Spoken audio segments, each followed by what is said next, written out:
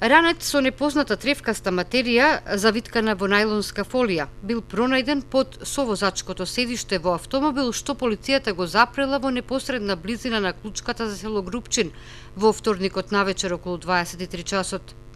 СВР Тетово соопшти дека возилото било со скопски таблички, а го управувал 21 годишен жител на Студеничани. Во возилото биле уште две лица од Скопје, а возачот и сопатничката биле приведени и задржани во полициската станица Тетово. Според полицијата, во фолијата имало 1 килограм марихуана, која според инволвираните во случајот требало да заврши во Охрид.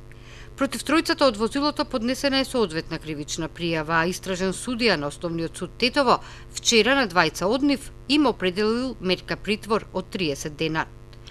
Од билтенот на СВР Тетово уште е информацијата дека вчера околу 15 часот на регионалниот пат Волковија Тетово, поточно на крстосницата за село Долно Седларце, се случила сообраќајна несреќа во која учествувале патничко моторно возило со италијански таблички, управувано од 27 годишен жител на Челопек и 69 годишен велосипедист од Долно Седларце. Во несреќата, велосипедистот задобил телесни повреди и со друго возило веднаш бил пренесен и задржан во Тетовската клиничка болница.